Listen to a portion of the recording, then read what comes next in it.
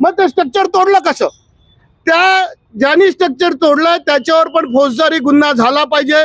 इस वक्त हम मौजूद हैं वसई पश्चिम में, जहां आपको बता दें कि बीते दिनों हमने अपनी खबर के माध्यम से ये बताया था कि वसई पश्चिम के सर्वे नंबर 1 पर एक बार फिर जमीनी विवाद शुरू है।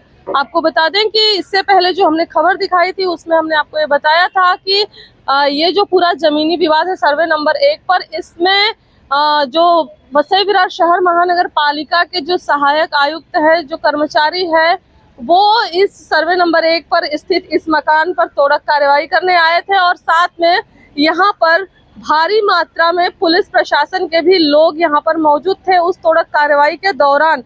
आपको बताते चलें कि ये जो पूरा विवाद है ये पाम बिल्डर के वजह से ये पूरा विवाद जो है वो शुरू हुआ।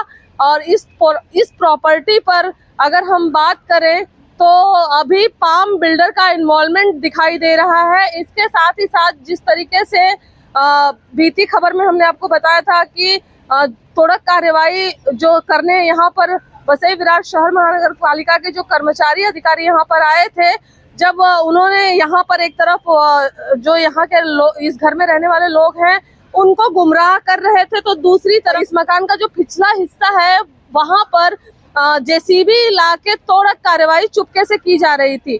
लेकिन जिस तरीके से आगरी सेना के कार्यकर्ताओं और पदाधिकारियों ने इस पूरे मामले में अपनी दखलंदाजी दिखाई, जिसके बाद वो तोड़क कार्रवाई को जो कार्रवाई करने आए सहायक आयुक्त थे, अधिकारी थे, पुलिस कर्मचारी थे, उन्हें बीच में ही उस तोड़क कार्रवाई को रोकनी पड़ी और उल्टे पांव लौटना पड़ा। अब इस पूरे जमीनी विवाद मामले में आगरी सेना के जो महाराष्ट्र प्रदेश उपाध्यक्ष कैलाश पाटिल हैं, अब उनकी एंट्री हो चुकी है।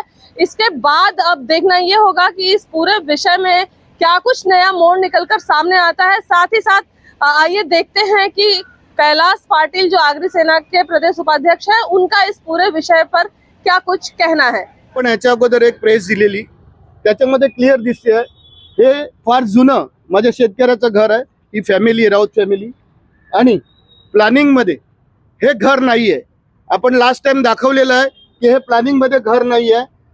त्यांना त्या समोरच्या 2 बिल्डिंगच्या सीसी देण्याच्या अगोदर हे स्ट्रक्चर तोडणं हे बंधनकारक होतं, परंतु हे स्ट्रक्चर न तोडता त्यांना सीसी दिलेली आहे, म्हणजे आपले गुन्हे बाहेर येऊ नयेत म्हणून 4 दिवसापूर्वी ही सुडात्मक कारवाई या बिल्डरने शेतकऱ्यावर केलेली असं मला वाटते।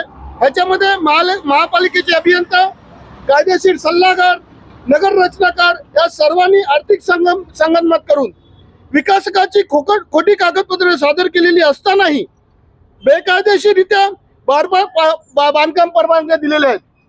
क्लिअर कट लक्षात घ्या, त्या 2 बिल्डिंग आहेत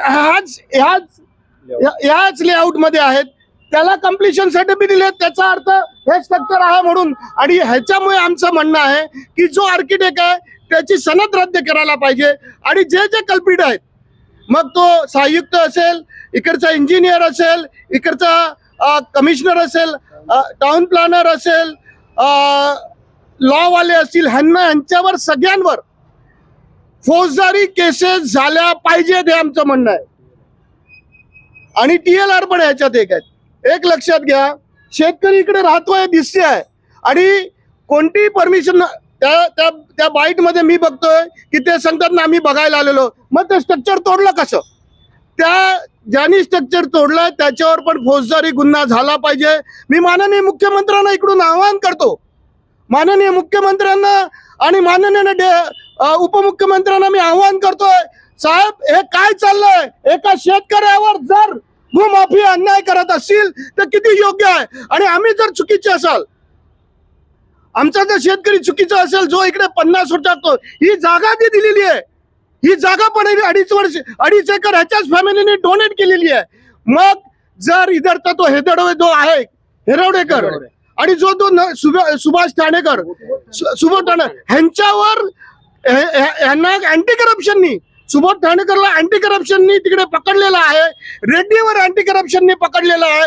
हा जो आलेला सहायुक्त हा नालायक सहायुक्त आहे, हा फक्त इकडे पैसे कमवण्यासाठी आलेला आहे। माननीय मुख्यमंत्री आणि उपमुख्यमंत्र्यांना माझे हात जोडून निवेदन आहे की ह्यांच्यावर कारवाई झाली पाहिजे, नाहीतर आगरी सेना चूप बसणार नाही.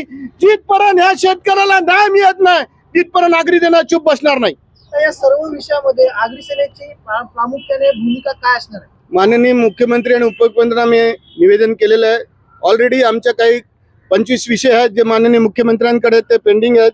त्यामध्ये हा 26 विषय ऍड केलेला आहे. आणि जे जे कल्प्रिट आहेत हे भूमाफी आहेत. हे 5 जण कोण आहेत? पाम मध्ये कोण आहेत? पाम मध्ये आहेत अजीव पाटील त्याची मिसेस, हेमंत म्हात्रे त्याची मिसेस, प्रदीप तेंडुलकर त्याची मिसेस, जितूबाई शाह त्याची मिसेस, पंकज ठाकूर त्यांची. ह्यांच्यावर फौजदारी कारवाई झाली पाहिजे. आगरी सेना जरी झाली नाही तर प्रचंड आंदोलन ह्या शेतकऱ्यासाठी इकडे उभारेल.